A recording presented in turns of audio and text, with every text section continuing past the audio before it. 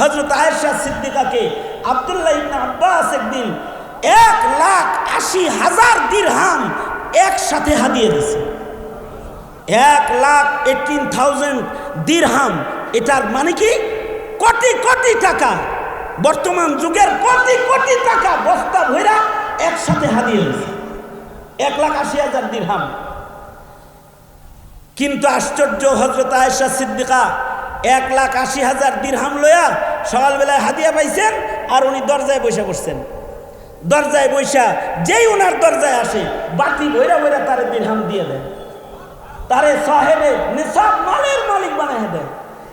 এইভাবে দিতে দিতে সন্ধ্যার আগে উনি 1,80,000 দিরহাম পুরাটা সাদকা করে দিচ্ছেন। এবার যখন হযরত আয়েশা সিদ্দিকা মাগরিবের আজান হয়ে গেলে এবার উনি ইফতার করবেন, খাদেমা ওনার কাছে শুকনা রুটি ইফতার নিয়ে হাজির হয়েছে। হযরত আয়েশা সিদ্দিকা বলে, সারাদিন রোজা ছিলাম, এই শুকনো রুটি ছাড়া অন্য আর কিছুকে তোমার খাবারের জন্য আমাদের ঘরে নাই।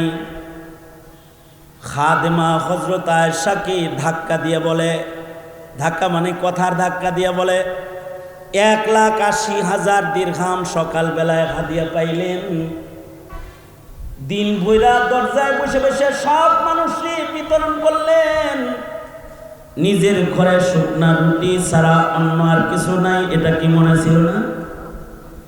এটা মনে করে কিছু দিরহাম রেখে দিলেই পারতেন। হযরত আয়েশা বলে, ও কথা বলে আমার কষ্ট দিবা না। বস্তা ভর্তি দিরহাম লইয়া যখন আমি দরজায় বসেছিলাম, আল্লাহর রাসূল নারীদের সাদকা করতে বলেছে, কারণ নারীদের জিহাদে যাওয়ার অনুমতি নাই। আল্লাহর রাসূল বলেছে নারীদেরকে দোজখে বেশি দেখেছেন, এ কারণে নারীদেরকে আল্লাহর রাসূল সাদকা করতে বলেছেন। জাহান্নামের ভয়ে আল্লাহর মুহাব্বতে যখন আমি সাদকা করতেছিলাম, আমার ঘরে কি আছে নাই এটা আমি আল্লাহর প্রেমে ভুলে গেছিলাম, এটা আমার মনেই ছিল না। একবার হযরত আমিরে মুআবিয়া রাদিয়াল্লাহু আনহু হযরত আয়েশা সিদ্দিকার কাছে 1,00,000 দিরহাম হাদিয়া পাঠাইছেন। ওনার কাছে ছাত্র বেশি আসে, মেহমান বেশি আসে, টাকা বেশি লাগে। এ কারণে কিন্তু আপনারা মুহতামিম সাহেবের কাছে নিয়ে গোপনে টাকা দিয়ে থাকেন। কারণ হলো ওনার কাছে ছাত্র বেশি, হুজুরের কাছে যায় টাকা দিয়ে আসে। কেন? জুম্মা পাড়ায় 2,500-এর উপরে 3,000 ছাত্র লেখাপড়া করতেছে, এদের খানা পিনার জরুরত আছে, তাই ইউনুস সাহেব হুজুরের টাকার দরকার আছে, যা লক্ষ টাকা গোপনে দিয়ে আসে। ওই রকম হযরত আয়েশার কাছেও নিয়ে গোপনে লক্ষ টাকা আমিরে মুআবিয়া রাদিয়াল্লাহু আনহু একদিন নিয়ে দিয়েছেন, 1,00,000 দিরহাম। হযরত আয়েশা সিদ্দিকা দেখে বিকাল হয়ে গেছে, ওনার কথা হলো সন্ধ্যার আগে এগুলো সব সদকা করে দিতে হবে। সন্ধ্যা হওয়ার আগে সব টাকা উম্মাহাতুল মুমিনিনদেরকে ভাগ বাটোয়ারা করে দিয়ে দিলেন, আর উম্মাহাতুল মুমিনিনরাও সব টাকা সূর্য ডুবার আগে সাদকা করে দুর্বলদের হাতে পৌঁছে দিলেন। আল্লাহু আকবার করে বলেন। এই যে মানুষ, কারণ মানুষের মূল্য টাকা দিয়া না, মানুষের মূল্য দিরহাম দিয়া না, দিনার দিয়া না, মানুষের মূল্য ক্ষমতার চেয়ার দিয়া না, মানুষের মূল্য আখলাক দিয়া, মানুষের মূল্য তার ঈমান দিয়া, মানুষের মূল্য তার চরিত্রের দ্বারা, মানুষের মূল্য তার আচরণের দ্বারা হয়। যদি টাকার দ্বারাই মূল্য হতো, চেয়ারে বসেও যদি মূল্য পাওয়া যেত, হাসিনাকে দেশ ছেড়ে উড়াল দিয়ে পালায় যাওয়া লাগতো না। মূল্য এটা ভিন্ন একটা জিনিস, এটা আসতে সময় কম উড়াল দিয়ে যাওয়া লাগতো না। তাইলে বোঝা যায় চেয়ারের মূল্য না, টাকার মূল্য না, মনুষ্যত্বের মূল্য, ইমানের মূল্য, ইবাদতের মূল্য, ইলমের মূল্য। ঠিক কিনা আওয়াজ করে বলে। হযরত আয়েশা সিদ্দিকা ছাত্রদেরকে পড়াইতেন। আমার এই পর্যন্ত আলোচনার মাঝখানে আর একটা প্রশ্নের উত্তর আমার দেওয়া লাগতেছে। এখন যারা মহিলারা বেপর্দা টিচার হয়ে ছাত্র পড়ায়, ছাত্রী পড়ায়, তারা বলতে পারে আমরা আয়েশা সিদ্দিকা। সিদ্দিকা তো ছাত্র পড়াইতেন, ছাত্রী পড়াইতেন। বেপর্দা বেহায়া পোনা যেটা শুরু হয়েছে এইভাবে না, নারী শিক্ষক হচ্ছে পুরুষদের সামনে বেপর্দা অবস্থায়, এইভাবে না।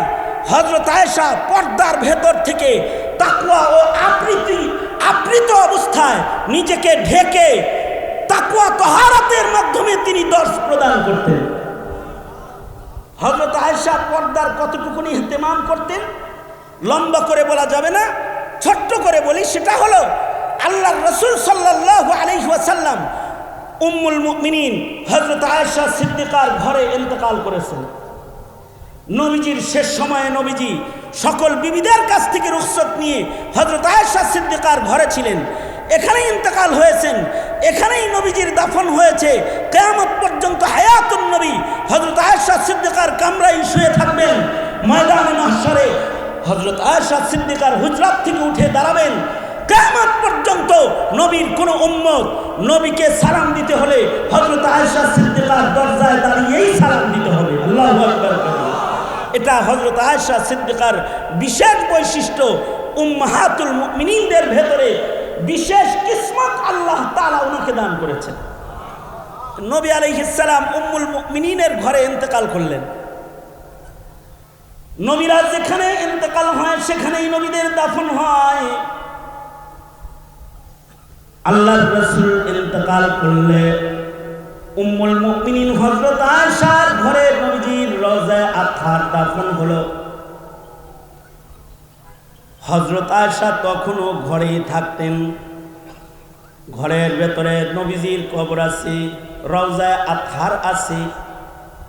পাশে হযরত আয়েশা সিদ্দিকা মাটিতে শুয়ে থাকতেন। সরওয়ারে দু আলম নবীর কবরের দিকে মাথা আগায়া হায়াতুন নবী নবীজির সাথে কথা বলতেন, সালাম দিতেন, দরুদ পড়তেন। হযরত আবু বকর খলিফাতুল মুসলিমিন হয়েছেন। হযরত সিদ্দিক আকবর, হযরত আবু বকর খলিফাতুর রাসূল ইন্তেকালের পরে আল্লাহর রাসূলের কদমের পাশে তিনিও কবরের জায়গা পেয়ে গেলেন। তখনও উম্মুল মুমিনিন হযরত আয়েশা সিদ্দিকা একদিকে ডান দিকে নবীজির কবর, নিজের স্বামীর কবর, বাবার কবর আর এক পাশে, ঘরের আর এক কোনায় হযরত আয়েশা সিদ্দিকা শুয়ে থাকতেন। হযরত উমর খলিফাতুল মুসলিমিন হলেন। মৃত্যুর পূর্ব মুহূর্তে হযরত উমর উম্মুল মুমিনিনের কাছে আবেদন জানালেন, যদি অনুমতি হয় তাহলে নবীর কদমের কাছে আমি একটু শুইতে চাই। অর্থাৎ আমার মৃত্যুর পরে যদি আয়েশা সিদ্দিকা আম্মা জান আপনি যদি আপনার কামরায় আমাকে একটু জায়গা দেন তাহলে আমি বরজখের জগতে নবীর কদমের কাছে থাকতে চাই। হযরত আয়েশা সিদ্দিকা হযরত উমরের মৃত্যুর পূর্বের আবেদন কবুল করলেন। হযরত উমরের ইন্তেকালের পরে তৃতীয় আরেকটা কবর সেখানে হলো, যে নবীজির কদমের আরেক পাশে হযরত উমরকে দাফন করা হলো। এবার ঘরের ভেতরে কবর আছে তিনটা। নবীজির কবর, নবীজির রওজা আতহার, জসনা আতহার, হযরত সিদ্দিক আকবর, আবার শুয়ে আছেন হযরত উমর। হযরত আয়েশা এখনো ঘরেই থাকেন, কিন্তু হযরত আয়েশা বললেন এতদিন এ ঘরের ভেতরে পর্দা লাগানোর দরকার হয় নাই, এখন যেহেতু উমর শুয়ে পড়েছে ঘরের এই পাশ থেকে ওই পাশ পর্যন্ত মোটা কাপড়ের পর্দা দিয়ে দাও, কারণ এখন এখানে গায়রে মাহরাম এসে গেছে। এতদিন মাহরাম ছিল, স্বামী ছিল, আমার পিতা ছিল, এখন উমর এসে গেছে, এখন আর পর্দা ছাড়া এই ঘরে থাকা যাবে না। সাহাবায়ে কেরাম বললেন মরা মানুষের সাথেও পর্দা করতে হয়, এ তো কবরেই শুয়ে রয়েছে, কবরের মানুষের সাথেও পর্দা? কবরে যারা শুয়ে আছে তোমরা কি মনে করো তারা মৃত? আমার তো মনে হয় সব জীবিত। কারণ হলো হায়াতুন নবী, এমনি নবী জীবিত। নবী তো কবরে হায়াতুন নবী, নবীরা কবরে জিন্দা, নবীদের শান এটা। আমাদের নবীও কবরে জিন্দা।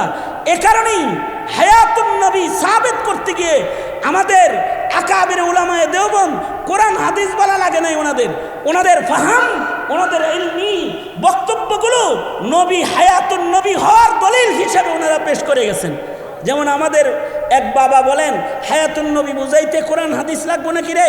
কোরআন হাদিস লাগবে না, এমনিই বুঝ, জীবিত মানুষের দেহ মাটি গ্রাস করে না, আমার নবীর দেহ মাটি ছয় না। যেমন নবী দাফনের পরে ছিল, কিয়ামত পর্যন্ত এভাবেই থাকবে। কারণ হায়াতুন নবী, জিন্দা নবী শুয়ে আছে কবরে, কবরে নবীজিকে আলাদা হায়াত আল্লাহ দান করেছে, মাটি নবীকে স্পর্শ করতে পারতেছেন। নবী যে জিন্দা হায়াতুন নবী, হায়াতুন নবী, কবরে যে হায়াতুন নবী ওনারা সকল নবীরা। আমাদের নবী আলাইহিস সালাতু ওয়াস সালামের হায়াতুন নবী হওয়ার আরেকটা দলিল হলো মরা মানুষের মিরাজ বন্টন হয়, আমাদের নবীজির কোনো মিরাজ বন্টন হয় নাই, কারণ তিনি হায়াতুন নবী। মানুষ মরে গেলে তার বিবির অন্যত্র বিয়ে হয়। আমাদের নবী আলাইহিস সালাতু ওয়াস সালাম ইন্তেকালের পরে আমাদের নবীর বিবিগণ অন্য কারোর সাথে বৈবাহিক বন্ধনে আবদ্ধ হওয়া আল্লাহ তাআলা হারাম করেছেন, কারণ নবী তো হায়াতুন নবী, কবরেও নবীরা জীবিত অবস্থায় আছে। আল্লাহু আকবার কাবীরা। আমাদের সালাতু সালাম নবীর রওজায়ে আতহারে ফেরেশতারা নিয়ে পৌঁছায় দেয়। তো হযরত আয়েশা সিদ্দিকা বলেন, নবীরা যেমন জীবিত, শহীদরাও জীবিত। উমর তো শহীদ, উমরও তো জীবিত। আল্লাহ শহীদদেরকে মৃত বলতে মানা করেছে, জীবিত মানুষের সাথে বেপর্দা কেমনে থাকবো আমি? পর্দা লাগায় দাও। হযরত উম্মুল মুমিনিন ঘরের ভেতরে এবার পর্দা শুরু করলেন। নবীজির সার মুবারকের কাছে পর্দার পাশে দাঁড়ায় দাঁড়ায় বলতেন, ওগো আল্লাহর নবী, একদিন পর্দার ছানা আপনার কবরে আমি সালাম দিতাম, এখন ওমর আছে তাই আমার শরম করে, তাই পর্দার আড়াল থেকে সালাম দিতেছি। এতটুকুন তাকওয়া, এতটুকুন পরহেজগারি নিয়ে হযরত আয়েশা সিদ্দিকা ছাত্র পড়াইতেন। যদি আয়েশা সিদ্দিকা কবরের মানুষের সাথেই পর্দা করে, তাইলে উনি ওনার ছাত্রদের সাথে কি পরিমাণ পর্দা করেছেন এটা হিসাব করে বাইর করে লঙ্গা। সব খালি লুকমা বানায় খাওয়ায় দিব। মৃত মানুষের সাথে যার পর্দার আচরণ এমন, তাহলে জীবিত ছাত্রদের সাথে তিনি কেমন পর্দা করতেন? তবে পর্দার ভেতর থেকে তিনি ছাত্রদেরকে পড়াইতেন। ওই রকম রাবিয়াতুল বসরিও পর্দার ভেতর থেকেও মানুষদেরকে নসিহত করতেন। এক যুবক রাবিয়া বসরির কাছে আসছে, আয়েশা বলে, রাবিয়া, অনেক মানুষ আপনার কাছে আহে কিন্তু ঠকে গেছেন গা। কেমনে ঠকছি?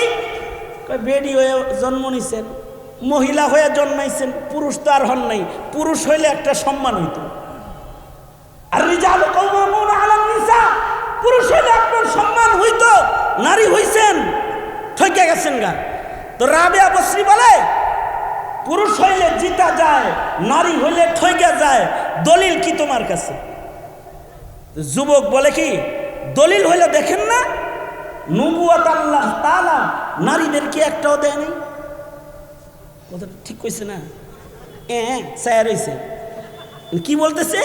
দেখেন না, নবুয়ত আল্লাহ তাআলা কোন নারীকে দেয় নাই। নবী যা বানাইছে সব পুরুষ দেখে দেখে বানাইছে। বোঝা যায় পুরুষের দাম বেশি। যেমন মনে করেন এই ইমাম মুয়াজ্জিন পরিষদ, এইখানে কোনো মহিলার চাকরি নেওয়ার কোনো সম্ভাবনা নাই।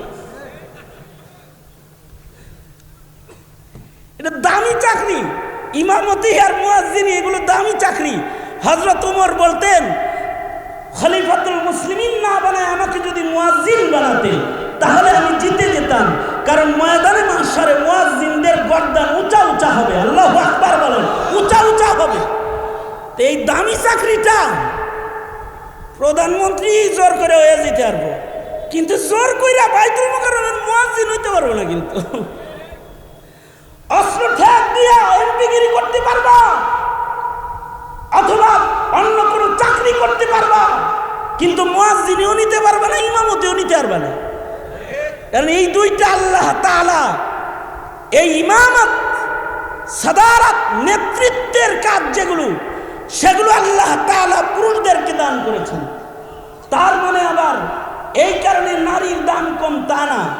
কিন্তু যুবক বলতেছে যে দেখেন না, নবীদের ভেতরে কেউ নবুয়তি হয় না, মহিলা নবী হয় না, পুরুষ হওয়া ছাড়া কেউ নবুয়তি পায় না। যত নবী নবুয়ত পেয়েছে এরা সবাই পুরুষ ছিলেন। হযরত রাবিয়া বসরি একটা আশ্চর্য উত্তর এই যুবককে দিলেন। তুমি এই নবুয়ত দিয়ে পুরুষের দাম বুঝাইলা, তাইলে নারীর দাম বুঝো। পৃথিবীতে কোন নবী নারীর পেট ছাড়া দুনিয়ায় আসতে পারে না। পৃথিবীতে কোন নবী নারীর পেটের আশ্রয় ছাড়া নবী হিসাবে দুনিয়ায় আসতে পারে নাই।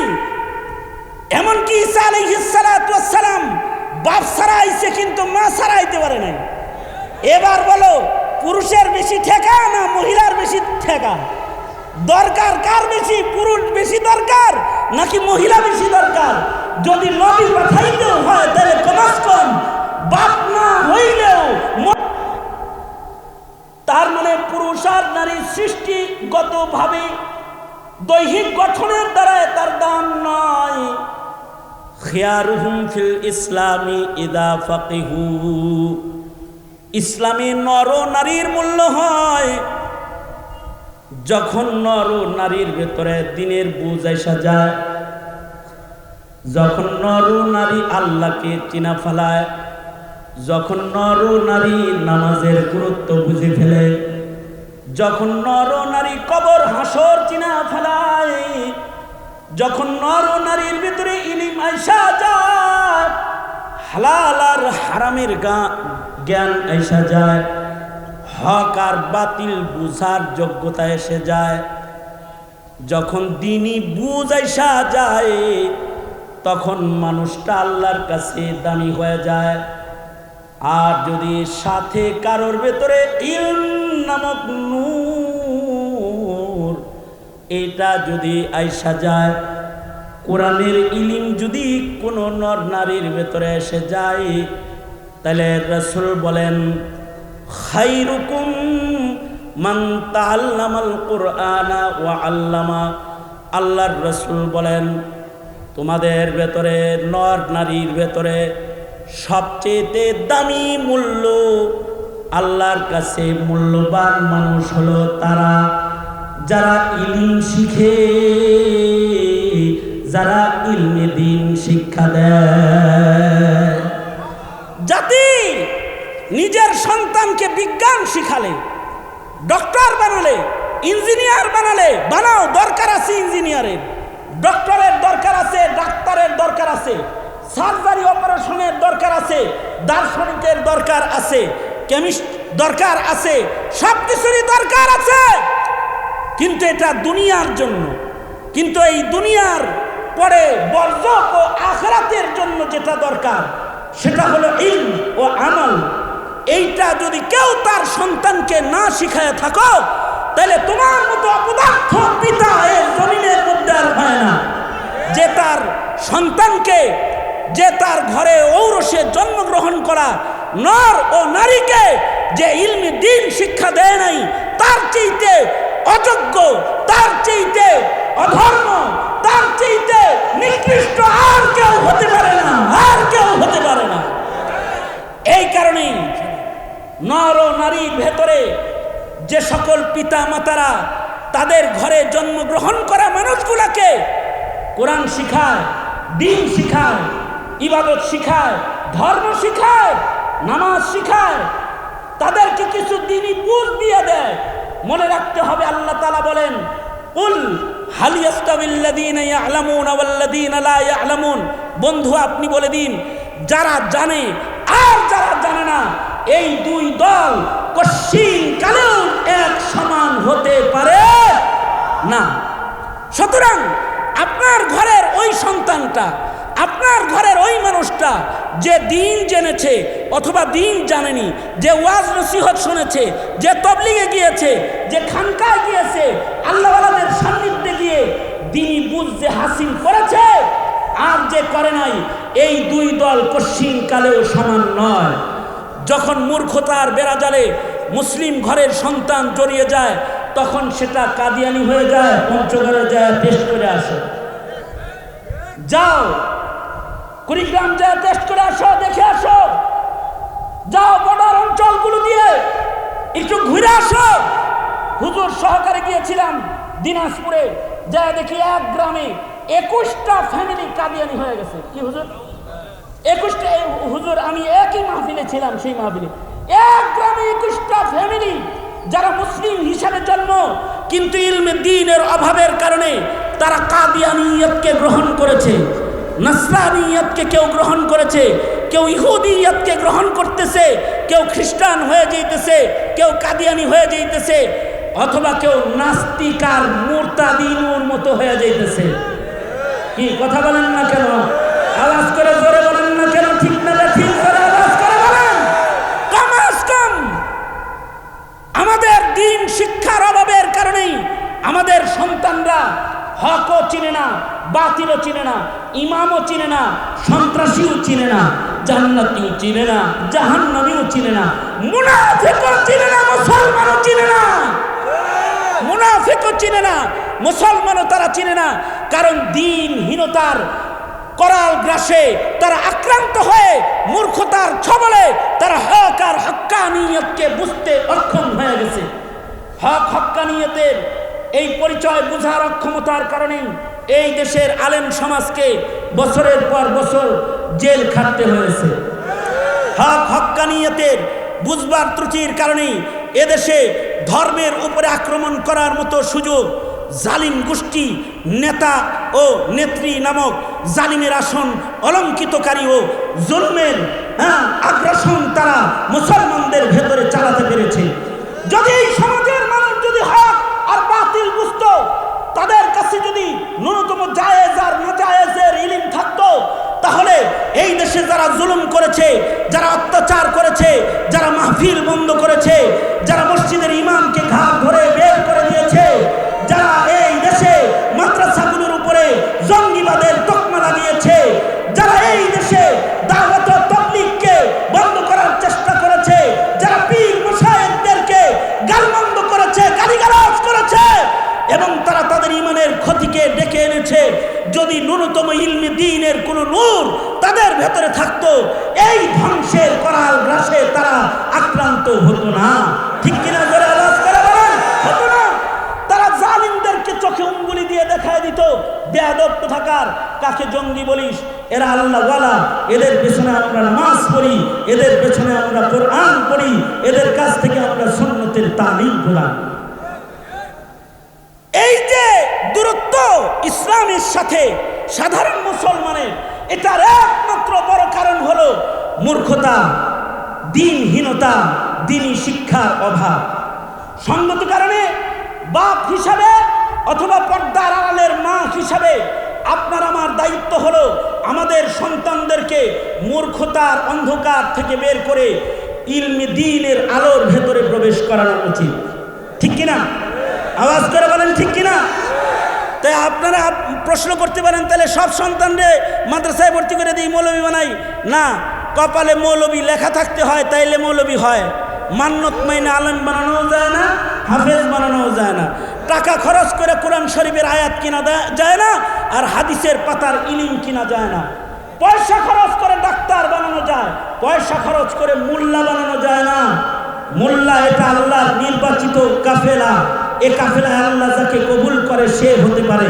কিন্তু আপনি মোল্লা মৌলবী আলেম না বানাইতে পারলেও আমাদের দাবি হলো বাপ হিসাবে নিজের সন্তানকে আপনি নাস্তিক বানাইবেন না, মুরতাদ বানাইবেন না।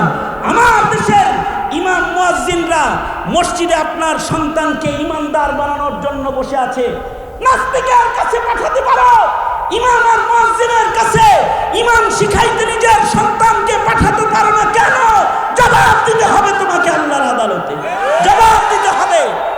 সঙ্গত কারণে হাজরিন মুসল্লিয়ানে কেরামদেরকে আমি আমার সংক্ষিপ্ত আলোচনার মাধ্যমে যেই বিষয়টা সুস্পষ্ট করে যেতে চাই, সেটা হলো মানুষ হিসেবে সৃষ্টি হলেই দামি না, দিনই বুঝ আর ইলমে দিনের মূল্যায়নের কারণে মানুষের মূল্য বাড়ে। সুতরাং আমরা আমাদের সন্তানকে মক্তব জিন্দা করে ঈমান ঠিক করা, ইসলাম ঠিক করা, তাদের দিন ঠিক করার জিম্মাদারি গ্রহণ করতে পারবো তো ইনশাআল্লাহ? কারা কারা পারবেন হাত তুলে আল্লাহর কাছে ওয়াদা করেন, বলুন ইয়া আল্লাহ। হয় নাই? চিৎকার করে বলুন ইয়া আল্লাহ।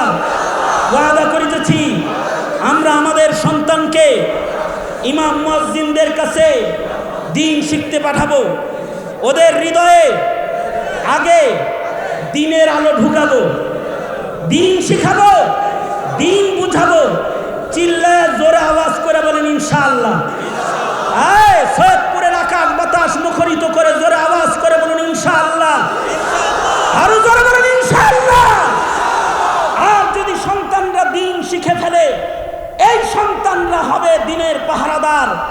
চতুর্দিকে ভারত থাকতে পারে, কিন্তু এই মুশরিকদের স্বপ্ন বাস্তবায়ন হবে না। দিনের সৈনিকেরা জীবনের বিনিময়ে হলেও দিনকে তারা রক্ষা করবে, স্বাধীনতাকে তারা রক্ষা করবে। ঠিক কিনা জোরে আওয়াজ করে বলেন। তোমরা যারা দিনের বুঝ লালন করো, তোমরা কি পারবে তো জীবনের বিনিময়ে হলেও ঈমান রক্ষা করার এই জিম্মাদারি লালন করতে? পারবা তো ইনশাআল্লাহ? কারা কারা পারবা? আল্লাহরে আবার ওয়াদা করে হাত দেখাও। আল্লাহ সকলকে কবুল মঞ্জুর করুক। ইমাম মুয়াজ্জিনদের এই আয়োজনকে আল্লাহ তাআলা কবুল করুক। আজকের মজমাকে আল্লাহ তাআলা কবুল করুক। আমাদেরকে আল্লাহ তাআলা দ্বীনি বুঝার তৌফিক দান করুন, আমিন। এতটুকুন বলেই আমি আমার সংক্ষিপ্ত বক্তব্য এখানেই শেষ করব। হায়াত বাকি তো মুলাকাত বাকি, মুলাকাত বাকি তো নসিহাত বাকি। আমি অনুরোধ জানাবো আমাদের মুরব্বী জামিয়া আরাবিয়া মাদ্রাসার এক মুরব্বী এখানে আছেন, আবার জম্মাপাড়া জামিয়ার আরেক মুরব্বী আছেন। ওনারা এখনই দোয়া করে দিবেন। দোয়ার মাধ্যমে মজলিসিতে হবে। আল্লাহ তাআলা আমাদের সবাইকে কবুল করুন। ওয়া আখিরু দাওয়ানা আলহামদুলিল্লাহি রাব্বিল আলামিন। আসসালামু আলাইকুম ওয়া রাহমাতুল্লাহি ওয়া বারাকাতুহু। সবাই বসেন, দোয়া না করে যাবেন না।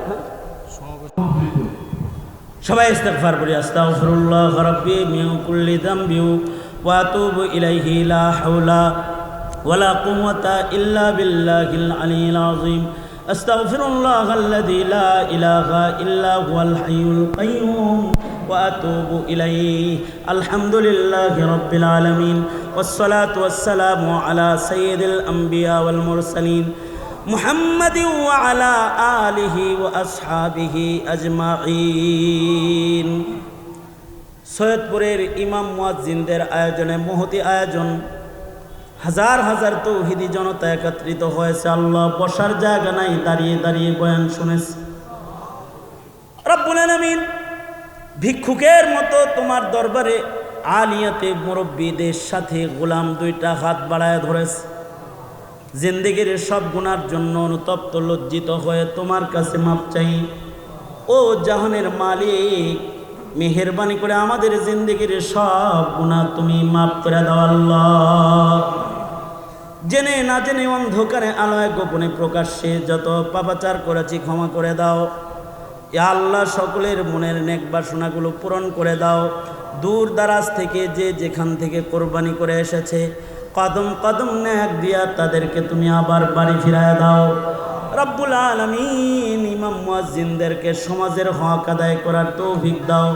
নায়েবে নবীর নিসবত দান করো, ইলমের সম্মান তাদের তুমি দান করো। ইয়া আল্লাহ, সমাজের মানুষদেরকে ঈমান ও আকীদা দুরুস্ত করার মেহনত করার তৌফিক দান করো আল্লাহ। প্রিয় মাতৃভূমি বাংলাদেশ জন্মভূমির উপরে তুমি রহমত নাজিল করো। ফিলিস্তিনের মজলুম মুসলমানদের নাজাত আর শান্তি দান করো আল্লাহ। আমরা যারা হাত তুলেছি অনেকের মা বাবা অন্ধকার কবরের বাসিন্দা, যাদের পিতা মাতা অন্ধকার কবরের বাসিন্দা, তাদের মা বাবাকে মাফ করে দাও। ইয়া আল্লাহ, তাদের মা বাবার কবরগুলা জান্নাতের বাগান বানায় দাও। রব্বুল আলামিন যাদের পিতা মাতা হায়াতে আছে হায়াত বাড়ায় দাও, খেদমত করতে পারে তৌফিক দান করো আল্লাহ। রব্বুল আলামিন জানি না কোন দোকানের কাফন রেডি হয়ে গেছে, সোপের বাস না জানি পেকে গেছে, কখন জানি মসজিদের কোনার পালকি বাড়ির দুয়ারে দাঁড়ায় যায়। কবরের পালকি পাঠাইবার আগে কামিল মুমিনের দপ্তরে আমাদের নাম তুমি উঠায়া দিও আল্লাহ।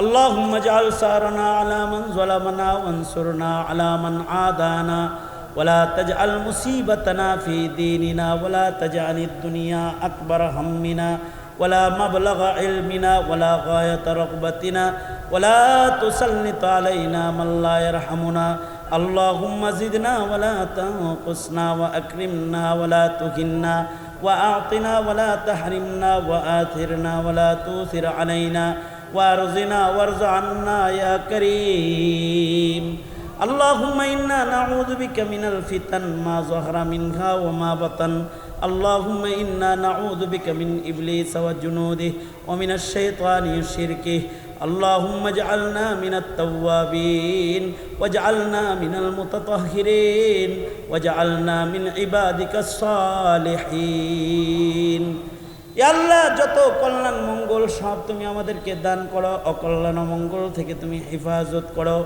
এই মজমাকে কবুল করো যারা অর্থায়ন করেছে তাদের কবুল করো ইমাম মুয়াজ্জিনদের যারা মেহনত করেছে তাদের কবুল মঞ্জুর করো ইয়া আল্লাহ মুরব্বীরা দূর দারাজ থেকে এসেছে রংপুর থেকে ইউনুস সাহেব হুজুর কষ্ট করে এসেছেন জামিয়া আরাবিয়ার মুরব্বী এখানে বসে রয়েছেন আরও যত উলামা হযরতরা এখানে বসে রয়েছেন যোগ্য বুজুর্গ প্রবীণ মুহাদ্দিসরা বসা আছে আল্লাহ সবার জিন্দেগিতে তুমি বারাকা দান করো আল্লাহ যত কল্যাণ মঙ্গল দাও অকল্যাণ হতে আমাদেরকে বাঁচাও সুবহান রাব্বিকা রব্বিল ইজ্জাতি আম্মা ইয়াসিফুন